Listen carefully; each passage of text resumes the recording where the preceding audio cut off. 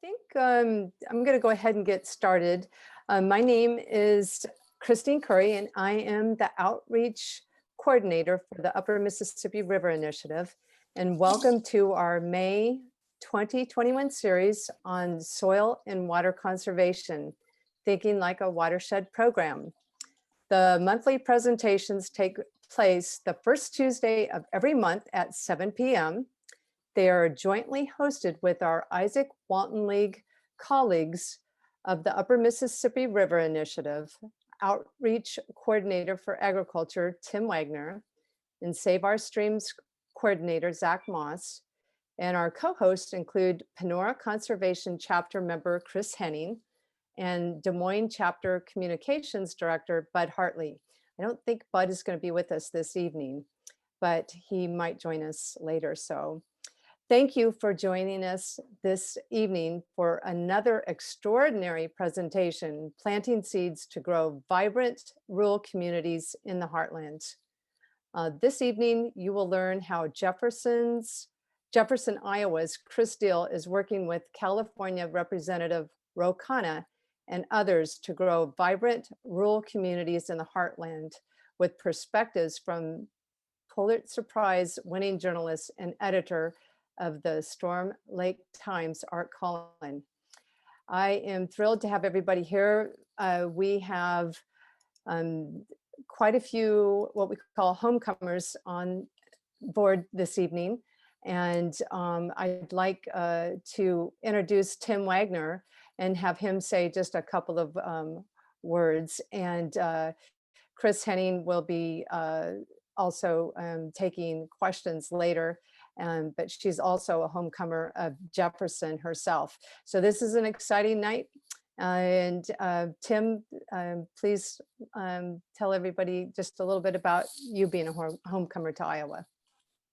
Well, thanks, Christine. I don't need to say a lot. Yeah, hi, everybody. I'm Tim Wagner, Agriculture Outreach Coordinator for the Isaac Walton League. I grew up on a farm, little family farm in north central Iowa, up in Hancock County. And my parents retired from the farm in the late 90s. And I had left Iowa in the early 90s and then came back about 23 years later and wound up landing myself right in the smack dab of this big issue of agriculture again. And it's been great.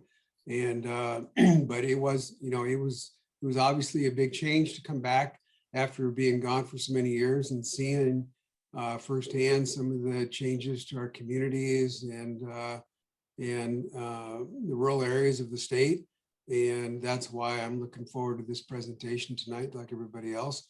And I also want to give a shout out to my good friend and colleague, Dwayne Haworka, who's our National Agriculture Program Director. So anyway, I'll turn it over to Chris, I believe. Yeah, Chris, I'd like you to introduce our speaker, Chris Deal, because he is a young homecomer from your hometown. So why don't I let you introduce our evening speaker? Thank you. Well, thanks, Christine.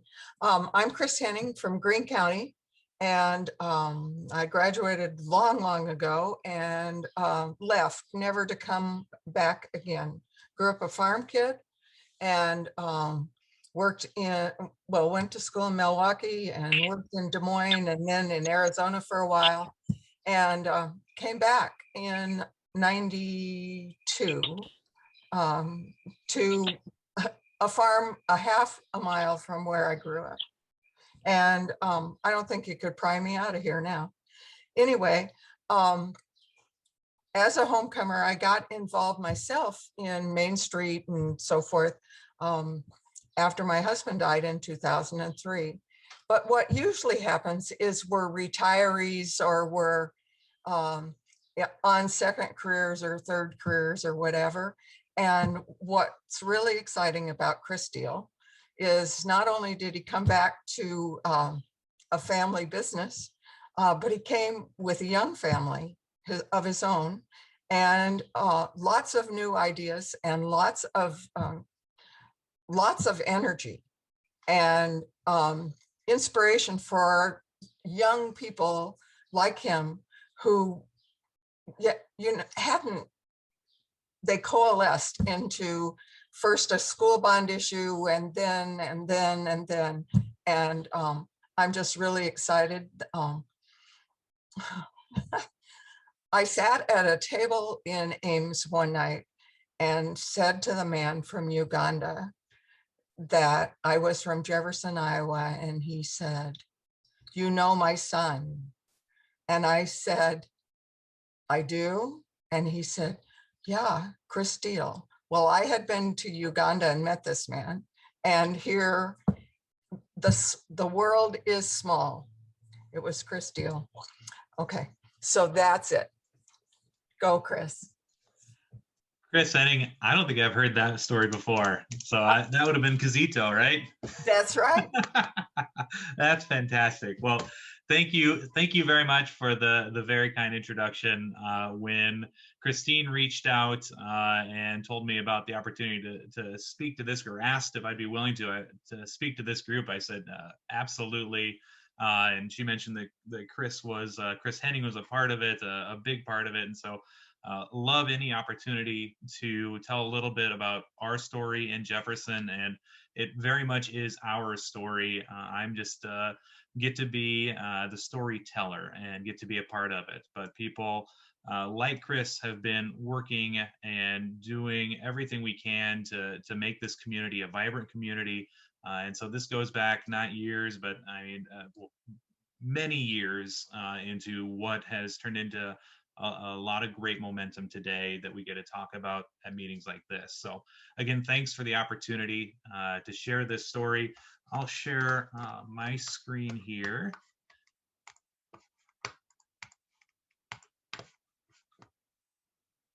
All right. So quick confirmation, everyone can see that? I'm seeing heads nodding. Perfect. All right. Well, like I'd mentioned to Christine and Chris, what I have here is a deck of slides. It's been used, reused, modified, adapted. Really, it's just kind of a guide for talking about where we are, where we've been, and where we hope to go. And so certainly I love to try to make this as applicable to any group that I have the opportunity to speak with. This does have built into it, and I'll go to kind of my context, or this is my disclaimer slide that built into this. And when I was thinking through how to tell this story, there are a lot of things that in hindsight we can look back and realize that, well, this was a really important piece to this. And so whether these are themes or beliefs or maxims, I've ended up calling concepts that have been critical here as we've moved through as a community this path of rural redevelopment.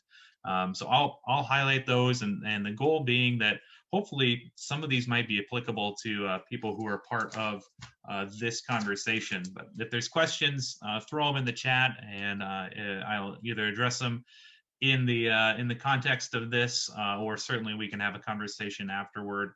And also, I'm extremely excited for Art to be a part and to get to hear his perspective, because certainly he's been providing some unparalleled perspectives for many years. And so he was kind enough to mention Jefferson in a opinion, a piece that he wrote that made it all the way to the Washington Post. And so anytime something like that happens, very humbled that our community gets to be mentioned in such a piece like that. So, like I said, excited about this. Some of the components here that I do I think strongly believe in, and questions that I get a lot is, well, what have you done? What can we do? And this idea that A, B, C, and all of a sudden you have a revitalized community.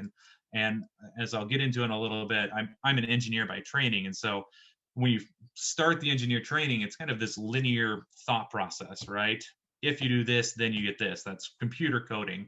But as you get into it and get further into it, you start the systems process and realizing that there's all of these different factors and variables and things. And I think that's very much inherent to rural communities. And so what works in one doesn't necessarily work in the other, but there are lessons always. And so I've had a chance to travel across the state. And one of my favorite lessons that came out is, I'm sure some of you have been up to Charles City, but we were there for a couple of days and learning about some of the great things they've done. And if you've been there, you've probably seen right in the middle of the city, they have this incredible kayaking attraction in there, the river that cuts through the city, the Cedar, I believe.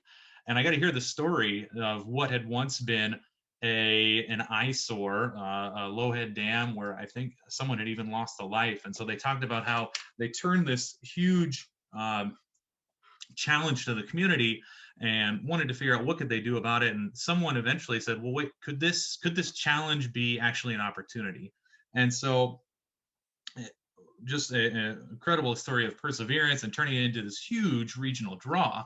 And I remember leaving that and saying, well, what's our Whitewater Rapids in Jefferson, right? And we don't have that exact scenario, but that same approach, that same thought process is one that we've tried to implement, and finding inherent opportunities within challenges.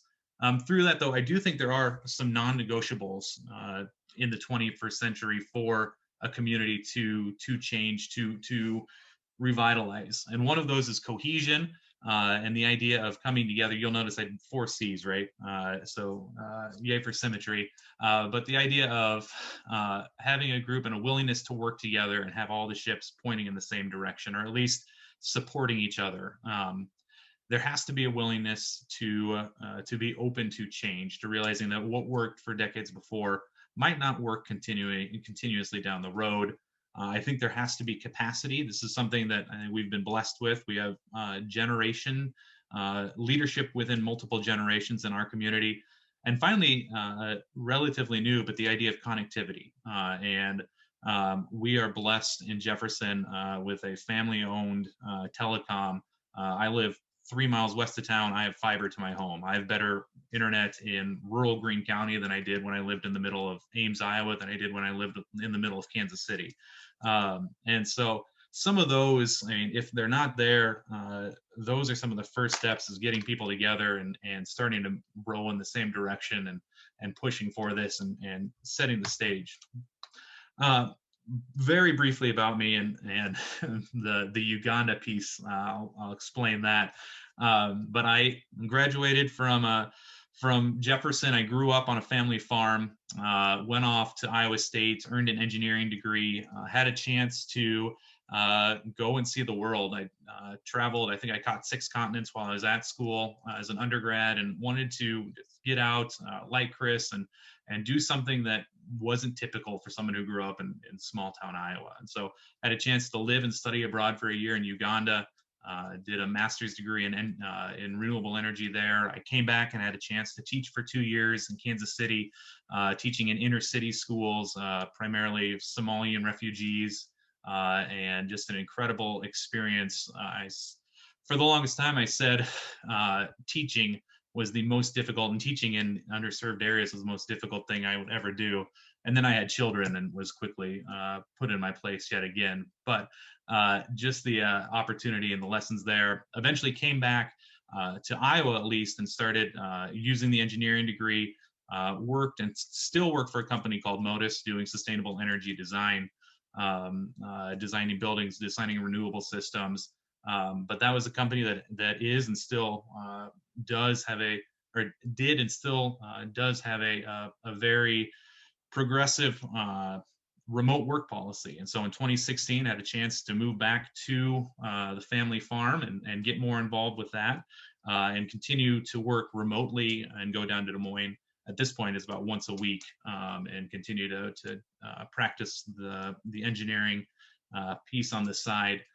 And then am involved with, like Chris had mentioned, a family business, Deal's Apple Orchard, kind of a unique niche of Iowa agriculture, part of 4th generation coming back to that. You see my family here, and then also do some farming. And so we are right on the Raccoon River, obviously a body of water that this group, I assume, knows very well. Some publicity that it's received, not good publicity, obviously, here in the very, very recent past. And so we farm right around that, actually have some ground that goes on both sides of the river. And so being able to be involved with that and being able to incorporate things like no-till and cover crop. And so love that side of the of what this group does. Obviously, this presentation isn't about that, but very much appreciate the efforts of this group and that front. So enough about that. We're going to talk about Jefferson and what we have been doing and what we're continuing to try to do. As I look over and make sure that I'm not rambling too much here. So I look at this as a really a case study, and back to those some of those disclaimers I provided. This is an example, and the hope, and this is beyond this conversation, but our hope and what we're doing is that we are setting a precedent. We're creating a playbook for others to follow, because I think there is something inherently special about a small community and growing up in a community where you do know a lot of the people that are there. You do have the opportunity to know what it means that your participation, your efforts are a critical piece to the success of a community. A mentor of mine who likewise grew up in a small community always said, it's a good thing not being anonymous, right? If you do something you shouldn't be doing in a small community, chances are someone's going to hear about it and you're going to have to take ownership for that. And so this idea of anonymity and some of the inherent downsides of that, well, that's mitigated in a small community. So I absolutely believe there's value and there's something special about small communities, and anything we can do to help other communities, I think is the right thing. So Jefferson is where the county seat of Greene County. Here's where we're located, right on the Raccoon River, like I mentioned. Greene County is a little over 9,000. Jefferson's roughly half of that. And so we are very much an agriculture-based community. One unique piece, and we'll talk about this a little bit more, is that we have quite a bit of manufacturing for a community of 9,000 people. We make products that go all over the world. We make the gymnastics equipment that are used in the Olympics. We make the NBA hoops that are used throughout the country, weightlifting equipment that are in NCAA football facilities, the largest planters in the world, and trucks that are going all over, or garbage trucks that go all over the world. So this unique kind of niche of manufacturing for 9,000 people that has given us some capability. And some of the where we are right now, and this is a fun slide to put together, but the last few years really have seen a humbling amount of recognition for what we've been trying to do. And so ranging from being named a Great American Main Street semifinalist, one of 8 in the nation, the 2020 Iowa Technology Community of the Year. That was fun. We beat out West Des Moines, Ames, and Story County, and Cedar Falls for that. So seeing little old Jefferson get to do that was certainly a very gratifying achievement. We just recently were named to have the most outstanding attraction in Iowa, the Bell Tower, and several other kind of really, like I said, humbling awards. And certainly have seen some incredible news coverage for a lot of our efforts, a list of them over on the right-hand side here. So I put that up there, and I purposely then step back and say that was not always the case. And so we look at Jefferson, and I think Jefferson, and now I look at the perspective of growing up there in the 90s, and I'll have the disclaimer that like many children, I was oblivious to most everything. But when I would describe the community I grew up in, I would say that it was there. Like back then, I would say that it was constant. Today, maybe it's a slightly different perspective or a different term, but a bit stagnant. And the quote that I stole from someone far smarter than I, but the idea that if you're not growing, you're dying. And this isn't Jefferson. This is all rural communities. I mean, Tim had mentioned this before, is that we hit a spot there, 80s, 90s, early 2000s, where there wasn't much growth in rural. There was very, very little growth in rural. If you weren't a bedroom community for an urban community, you were probably starting to shrink. And that was certainly Jefferson included. And so you'd see, and these are all stories here, 2018 and newer, but the idea of rural America is being doomed, rural America is dying, slowly fading away. And what we were lucky to have was a group, and this gets back to the leadership idea, who said, well, I don't think that has to be the case, and started to look at what are some of the strengths that that Jefferson, that Greene County at large has that we can leverage here to start to buck that trend. And Chris Henning being certainly a part of that, and several others in the community. And so one of these strengths, an early one, was industry.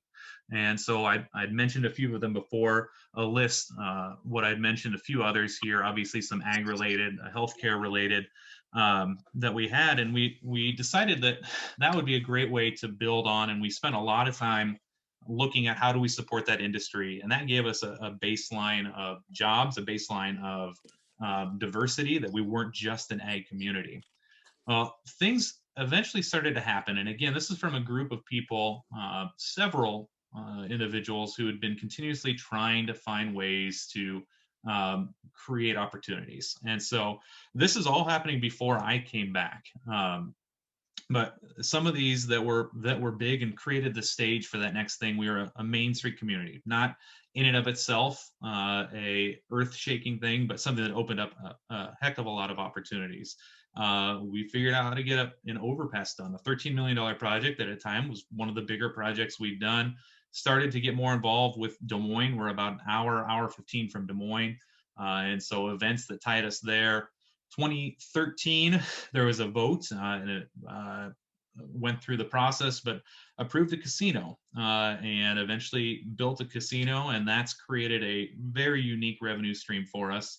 Hy-Vee came to town. We did a big expansion of our hospital, and then eventually a big historic facade rehab downtown. So these created all of these things, and different groups of people a part of it, but created this baseline level of activity. And that's what I was lucky enough to move back to in 2016 when I came. And so part of this, like I said, I bring up some of the things that in hindsight, I think have worked for us. One was leveraging our strengths. Like I said, we had this unique strength of industry and this unique item where we had a fair amount of active leadership. And then we had some wins, right? And so before we got all of this news press, we were doing things like literally building bridges. But we were doing things like becoming a Main Street community. And so it was this compilation of efforts that really helped us get to being able to think a little bit bigger. And so I came back in 2016. Within a year or so, there was a activity started called Vision 2020. And this was where a group of younger leaders were brought together. And again, there is this cross-generational component to this, where, I mean, some of the leaders at a county level, at a city level, economic development level said, we need to think and collectively create a vision. And so through that, we identified a need for school facilities, housing, improved community amenities. Fairly common to any community, but for us, we decided to make them a priority. And so looking at schools, we said, well, what can we do, and how do we figure out a way to make schools, one, take a step in the right direction with schools? And at this time, I was lucky enough to be a part of a group called Leadership Iowa, a group of 40 who travel around the state, see different communities, learn about what different communities are doing. And we spent 2 days in Pella. It's actually the same group that took me up to Charles City, but we spent a couple days in Pella, and we got to go to their career academy. And it was a gorgeous facility, obviously, but also one that was uniquely structured, owned by the high school or owned by the school district, operated in conjunction with DMAC, and teaching skills that are directly aligned with what the local industry needed. And it was one of those moments where I walked out after that, and it was the aha, or more like a duh moment, where I was like, well, why don't we have a career academy in Jefferson and Greene County? We've got this industry. They all have this incredible need for skilled workforce. And we have, I mean, close to 100 kids who are graduating that are looking for good, high paying jobs. We just need a pathway for them to get from point A to point B. And so came back and started asking questions of how do we do that? and got connected with some other leaders in the community. And eventually we created this idea and this vision of making our own career academy. And so here's an early rendering. One of the first challenges we came up with is that, or that came across, is that we weren't the size of Pella. We don't have as many students as Pella. And so not only did we need to have a career academy, in order to have a career academy, we needed to create a critical mass of students. And so all of a sudden we looked and drew a 30-mile radius and realized, well, heck, we can do that if we pair up with all these different school districts. And so an idea was born in 2016, and we started to work through the process of how to get our local community college involved, Iowa Central, get these other school districts involved, and find a way that we can create these pathways. And so after hours, hundreds of hours of efforts, we eventually got to that point and created something that created pathways for kids that align with local industry. And so some of the obvious ones, the manufacturing, healthcare, ag, culinary arts, and hospitality. But we also had another unique one that opened up, and that's the software development side of things. And so part of that came from this willingness to dream bigger. Now, the first thing we did was we looked at our schools project and said, we think the Career Academy can happen. We also know we need a new high school. And that was a $35 million price tag for this whole thing. We had tried twice before to have a school bond, and we failed twice, failed pretty significantly at 20 million. And so there was an early question of, well, do we really want to double down, literally double down, and twice the size of a project when we haven't been able to get something beyond, get something through before? And thankfully, collectively, we said, yeah, let's dream big with this. And so we started to work and again created a vision. This is a rendering. It's actually a great rendering. Chris and Henning can probably attest that this this looks exactly like it is in present day of what this high school ends up being, and foreshadowing that, hey, things turn out the right way. But came up with this vision. We figured out a way to get creative on the financing of it. I can go into this more, but we kept it at the same type of an ask of our voters, 21 million, and then we found $15 million creatively of additional money that we weren't taxing our citizens with. And eventually we got it to pass, and we built out an incredible school and an incredible career academy that all of a sudden has opened up some fantastic opportunities. And so part of this, again, that idea of cohesion, to make this happen, we had to get all sorts of people on board, right? We had to get industry on board. We had to get teachers on board. We had to get groups that don't always agree, but we could get them collectively to agree on this vision and the need for it. And then finally, the willingness to dream, and not only dream big, but take that next step and do something unique and do something that's going to really make it count, because something like this was a once in generation effort. And what we saw and what we found, and this is where, getting to some of the pieces that Christine had mentioned earlier on, where we had this this unique opportunity that came to be. We never set out, Jefferson, myself, we never set out with this idea that we should do software development, that we should create a tech pipeline. But what ended up happening was we had this opportunity that presented itself. And so the very shortened story of one that can be an hour in and of itself, individual that I'd worked with on the engineering side had come back to Iowa, also a boomerang. He had been gone for 29 years, came back, opened up a branch of a company called, or an office called The Forge. The company was called Pillar Technology, and they opened in Des Moines. And they are a software engineering company based in Columbus, do a lot with healthcare, in Ann Arbor, because they do a lot with autonomous vehicles, in Palo Alto, just to be in Silicon Valley. And then they came to Des Moines because of ag and the tech and ag. And so they came, and I did the engineering design for their new facility. And I was back there again, catching up. And truth be told, I was asking the individual to see if they were going to be doing any more expansions, looking potentially for some additional work on the engineering side. And he mentioned that, well, they were expanding. And I assumed that he would say a place like Raleigh, North Carolina, or Atlanta, or another up and coming community. And he said, well, we're actually looking to go into a rural community. We think that there's an untapped resource in rural. and we just need to find the right one. And so I immediately said, well, do you know about Jefferson? Have you ever looked at Jefferson? And he said, where is that? And so we sat down and we started talking about the community I had just moved back to. This is, again, all happening in that 2016-17 timeframe. And eventually he said, well, here's what we need. We need to have a local schools that are interested in it. And I said, that's very easy to do. And we need to have a community college partner. And so he asked, do we have a community college in town? I said, well, not yet, but let me tell you about this idea of a career academy and what we're trying to do. And so one thing led to the next, and it just timed out perfectly.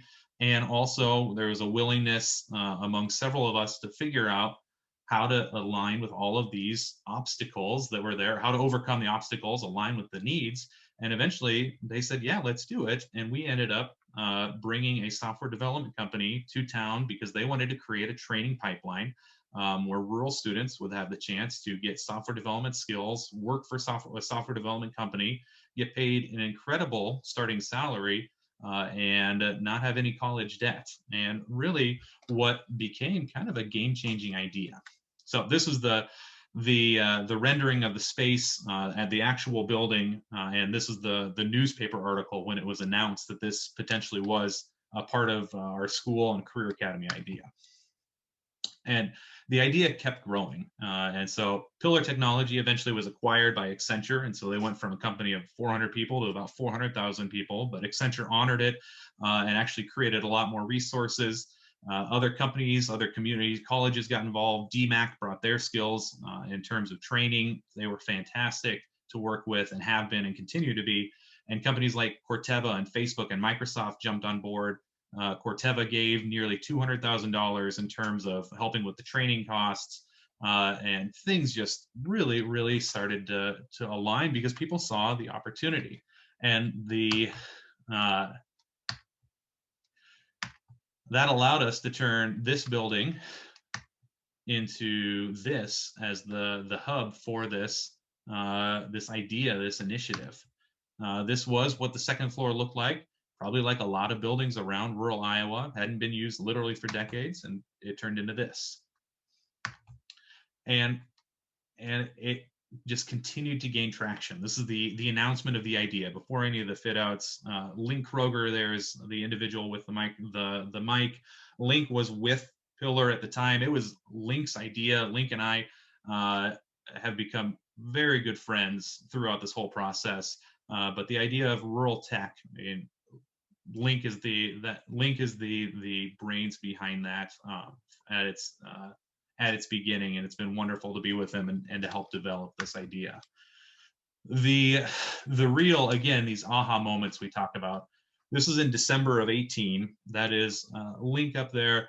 Speaking on stage there is Congressman Ro Khanna. And this is the first chance I had to meet with him. I have since had the opportunity to work with him and coordinate with him several times. But Congressman Khanna heard about what we were trying to do and said, well, I think you might be onto something, because it turns out that in Iowa, we're trying to get tech workers to come here. We're trying to get people to come and live here, let alone tech workers. I mean, anyone come back to our communities. In Silicon Valley, it's the opposite. They have too many people there. They can't figure out where to house them. Housing costs are insane. And so he had seen that there is this unique potential partnership, and became a huge supporter early on. And to show that this is an idea that has traction, he helped coordinate this event in Jefferson. This is a historic theater that we've got, a former lumberyard that got turned into a theater, a fun story in and of itself. But we had Silicon Valley executives fly out, including, here's Alan Blue. He was co-founder of LinkedIn, again, who came to Jefferson, Iowa, and talked about the potential impact for this and what it could mean for not only Silicon Valley and Jefferson, but the nation as a whole and rural communities as a whole.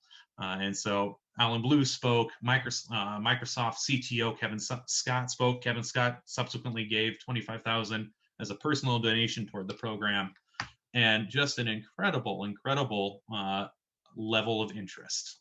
Here is a couple months later at the announcement where Corteva donated $187,000 towards the scholarships to make this possible.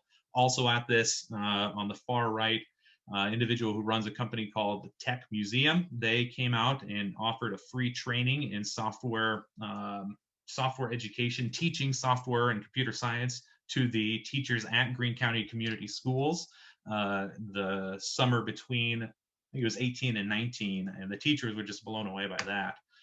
And then the grand opening, again, Congressman Khanna, Governor Reynolds, Link, myself, the other Accenture executives, Corteva, Facebook executives there, a student who had expressed an interest in computer science, and she was a junior, senior at the time. And so through the connections, Link had reached out. She ended up getting an internship at Stanford in the BioHub there.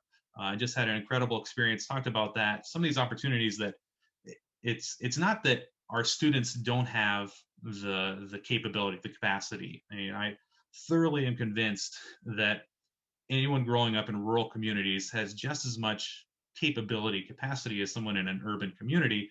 They just don't have the opportunities. And so creating these opportunities, opening up these opportunities is what this has been all about. And then once the building was open, we did a pitch day. And so Greg Sands on the left there, he offered up $25,000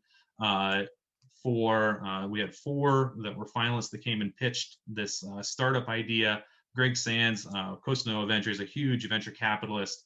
Ben Milne also there with Dwala, but got to see these incredible ideas, software development ideas being pitched in Jefferson at this facility. And it's kind of an early on, I guess, event to show symbolically what's possible with this. And the individual there who started up Speako has gone on and is doing some great things as well. So some of the concepts from this, one, the idea isn't that every community needs to be a tech hub, right? But there's opportunities that come up, and this is that I'm jumping down to the bottom half of the slide. We had no idea that this would be something that would come up, but we also, once we saw it and realized the potential impact for it, and we have done, the community has come together like nothing I have seen before to pave the way for this to happen. And also the partnerships are so critical in this. None of this has been done individually. None of this has been done just with one organization. It's been private, it's been public, it's been nonprofits, it's been anyone and everyone working together to make this happen. So this is always a fun slide to put together, but back to some of the coverage that we've been seeing in terms of what we're trying to do and the positive press that's come from it.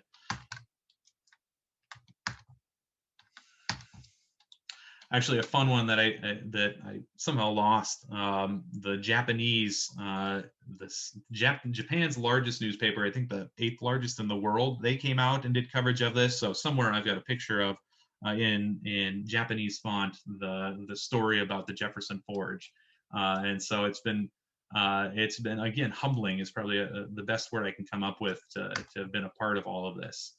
And so again, in hindsight, what are things that helped us go from any other rural community in the 90s to having Art Cullen talk about us in the Washington Post? And so a few of these here, the idea of finding small wins, do something, get started with something, find your community strengths, leverage them, find that cohesion. You have to be able to work together, and then start to dream big and seize the opportunities that come, and make sure you use those partnerships.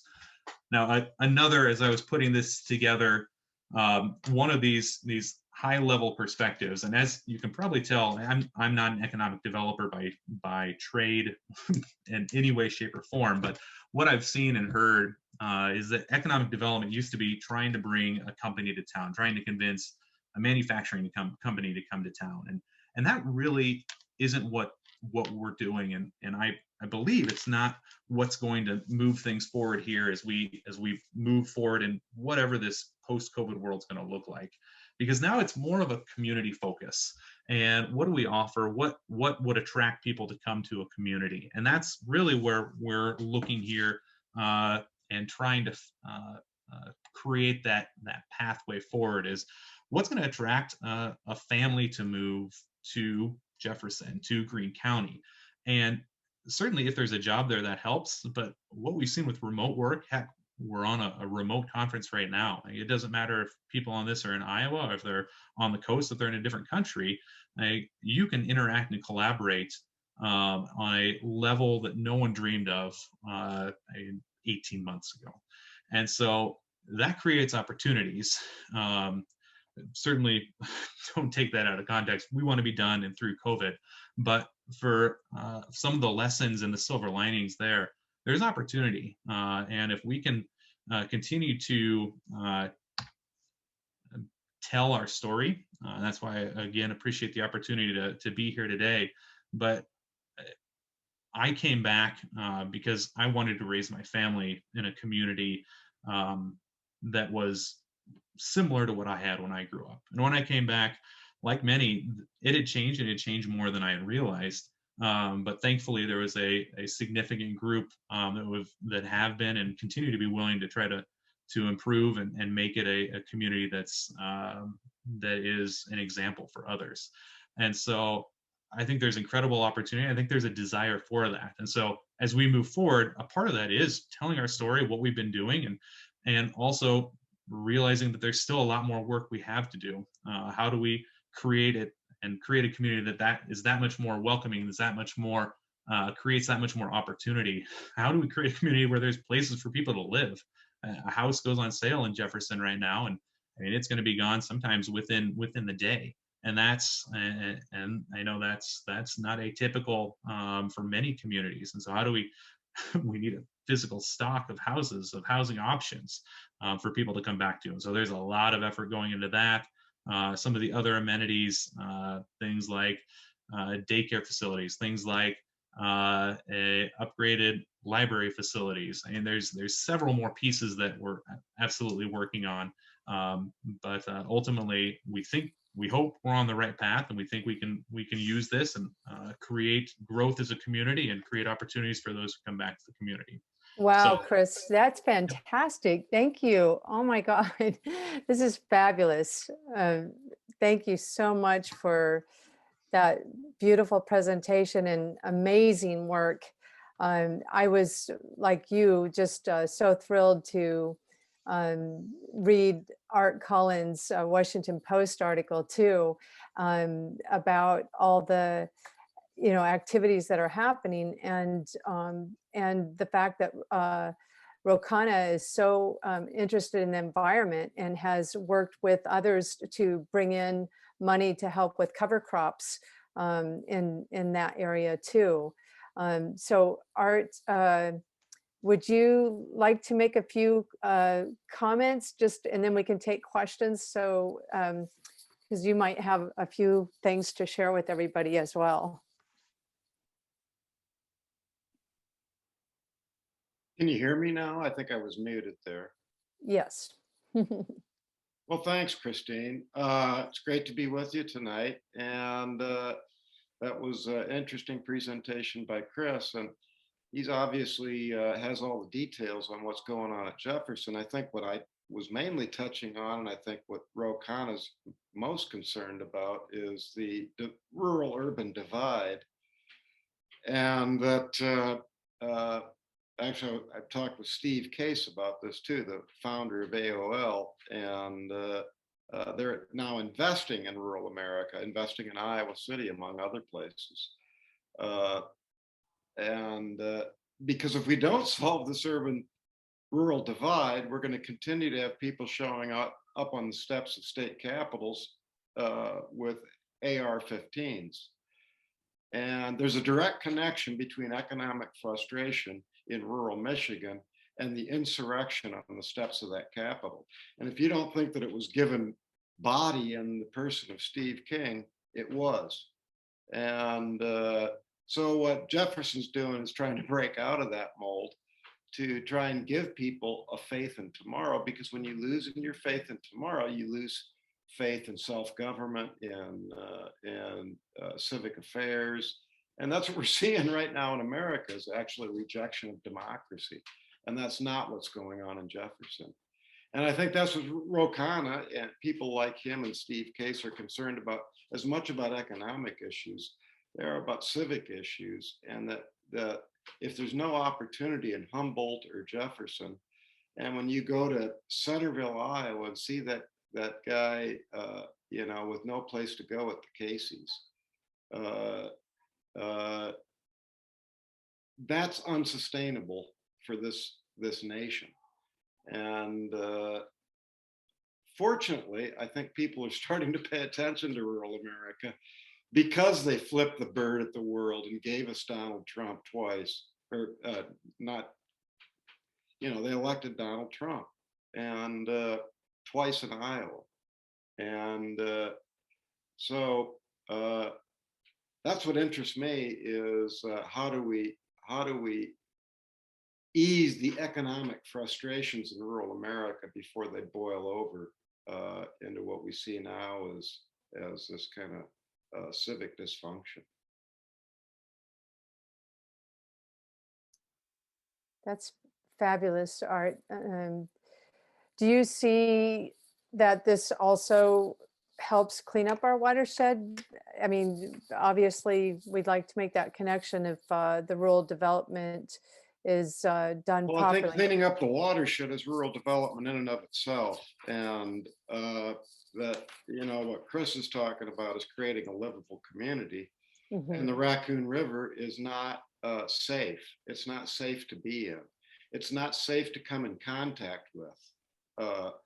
And despite what the Farm Bureau is peddling, we've got to get on the same message that, California is on fire. We're suffocating the Gulf of Mexico from the Raccoon River and the Des Moines River and the Floyd and probably the Cedar through Charles City as well. And you can't have a quality of life when people in southwestern Minnesota, women, are saying, well, increased incidence of breast cancer and Parkinson's disease are just a cost of doing business. And if you're going to have intensified agriculture, that's, you just got to accept that. And when you wake up in the morning and you want to retch because of what you smell in the air, it's not real attractive to move to Iowa Falls, headquarters of Iowa Select, when you nearly faint after driving up Interstate 35. There's a really good question here that I think. That's the connection, excuse me, Chris, but that's the connection, is rural development starts with conservation. If you can't drink the water in Jefferson, there's no point having a forge. Okay. So how does Jefferson see immigration as part of its future? Now, I know, Art, you have lots of comments about that. And I also do. And maybe Chris has some ideas on that too. But maybe, Art, you can talk about small town Iowa and immigration. I often say that we might be one of the whitest counties in Iowa, and there's a lot of white counties. we happen to be in the 4th district, so yeah. Well, yeah, immigration has really revitalized Storm Lake, and it's because of meat packing, and so now 90% of our elementary school are children of color. They come from 30 languages are spoken in Storm Lake. And we too are partners with Iowa Central and, have career paths with Iowa Central through sort of a unique charter school. So if you go 5 years to Storm Lake High School, during that 5 years, you can take any class you want at Buena Vista University. or Iowa Central, and you graduate with an AA degree in 5 years. With basically 2 years of college fully paid for. And those credits are transferable anywhere, practically. And so Storm Lake embraced immigration. That's sort of our story. It's a little different story than Jefferson's. But, you know, to sustain rural Iowa, we're going to need immigrants. And we're not there yet. When our sports teams go out and play other nearby schools, including ones with Christian in their name, they're called spics, wetbacks, the N-word. They were dangling car keys at a shooter at a basketball game who's black, suggesting he's a car thief. This is Spencer, whole Western Christian, Lamar's, you know, all surrounding us. And none of them have ever met a black person before, or a Latino, you know. And these people, you know, forged the Sonoran Desert so they could get to a meatpacking plant in Storm Lake. Cut them some slack. They're the best people in the world. These are the people you want in Jefferson or Humboldt or Storm Lake. These are the people that'll do anything for you, you know? And these are the people who fought our dirty little wars in Southeast Asia and Latin America. So, you know, Iowa's not, it is a fairly racist state still. And it's good that we're talking about all this now in the wake of the, I guess it's good, in the wake of the George Floyd murder and others, that we in Iowa come to grips with our own racism and how it's kind of at the root. We wouldn't be here if we hadn't, you know, driven out the native people. So it's part of our very heritage. Our very agricultural heritage is based on a theft and the idea of dominating the land, livestock, and anybody you happen to find there. And we still have that. A lot of that is ingrained in our thinking.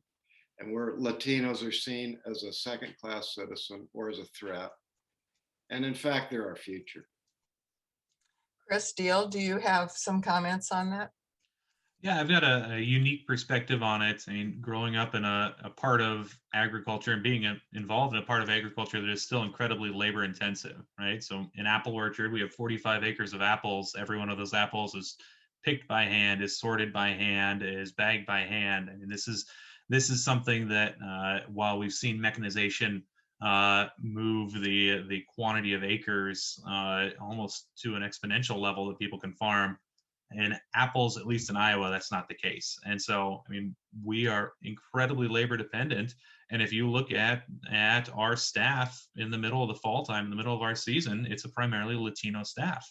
And it's a staff that came up, vast majority of them came up in '86 during the Reagan amnesty. And they came here and they eventually worked their way to West Central Iowa and got connected with my family. And some of them have since moved and located in Scranton, Iowa, just west of us. Some of them live in the Council Bluffs area and come over and stay at an acreage of ours during the fall season.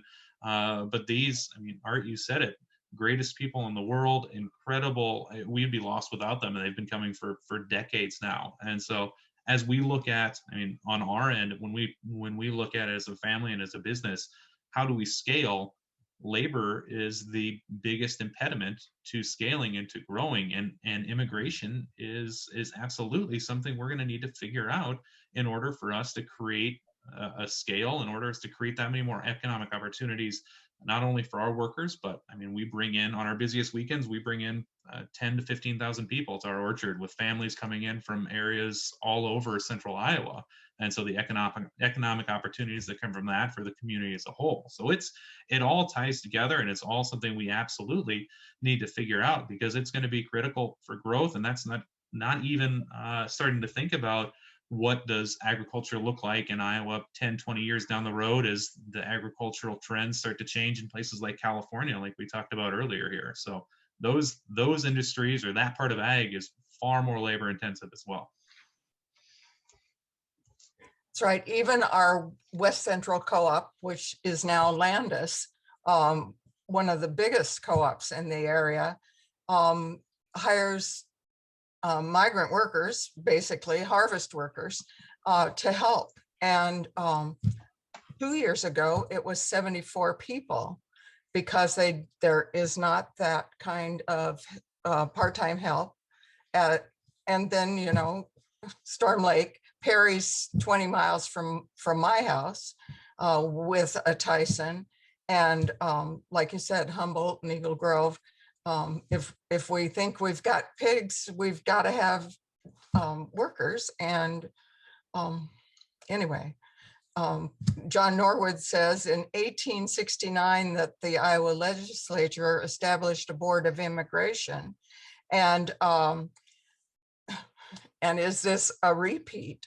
Well, I don't know that with this particular administration in Iowa, not nationally, thank heavens, but I don't know that we're going to get a repeat on the Robert Ray help to get us. Chuck Eisenhart asks about migrant workers getting their own land and as farmers in their own right. And I haven't seen that happen here. Have you, Art?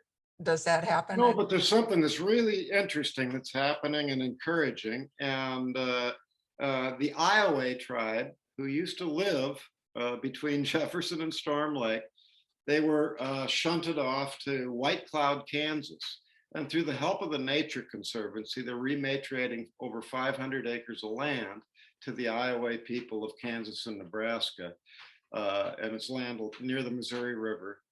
And they're going to be practicing regenerative agriculture and on these 500 acres growing rye and organic beans for the Japanese market, processed in Lawrence, Kansas. So, and that's happening through the new USDA funding for both Black farmers and Native farmers. There are going to be opportunities, I think, to rematriate land. And that's a form of reparations that we ought to be excited about, you know? I mean, what they're doing at White Cloud, Kansas is they're going to be leading us back to our future. That's a hopeful note to stop on at 8:01, Christine. Do we have any last questions? Anybody in the chat have a last question for either Art or Christine? I think Caroline was making a note that PFI is trying to work with immigrant farmers as well. She just posted that. And on a totally different, and this is kind of a fun one to end up with, Christine. And I'll bet Art has a grin on this one too. Can you quantify the economic impact of our bike trail into Jefferson? Yes, we can. Christine talked about market to market relay. What was that, 2013? Somewhere around there when it started, yeah. Yeah, which was the first year was over 1,000 people running down from Jefferson, Iowa to the market in Des Moines. And we can quantify what happens when the bike trail bridge goes out based on the combination of COVID and no bike trail bridge for 2 years. The poor bike trail just has suffered terribly. So one last thing, Art Cullen. Does Art get in trouble with your terrific and strong views? Well, yeah, we've lost a lot of advertising. Was it COVID or was it advertising? Huh? Was it well, for example, Tyson doesn't advertise with us anymore. But they've been beating the hell out of this community. They were awful. They've been awful to Storm Lake during COVID. Treated their workers like chattel. And so I'm proud not to have their ads, I guess. Yeah, Joe Henry is a family friend of ours, and he's been advocating for the Latino immigrants and representing the meat packing plants and so forth. It was the most cynical display of power I've ever seen in my life, orchestrated between Trump, Kim Reynolds, Pete Ricketts, Kristi Noem, and the American Meat Institute. It's been awful. Excuse me, I'm sorry. You hit my red button. Well, we appreciate your candid remarks, Art. Seriously, we need people like you and voices in our state. So thank you and for all your work. Well, thanks for having me. I appreciate it. Thank you, And Chris, for what you're doing down there. Tremendous stuff. Well, thanks for the opportunity again, and certainly there's a lot of us. The Chris Henning being there several years longer than I, and a big part of it as well. So appreciate the chance to tell our story and be a part of it tonight. yeah, thank you so much, everybody, for participating. And Tim Wagner, always good to have you, and Dwayne Hervoca and Carolyn Van Shank and the rest of our people and guests. Thank you so much. And this is being recorded, and we will share it to a YouTube link for later for people who missed it. Thank you all. Have a beautiful evening, and thank you for all your contributions.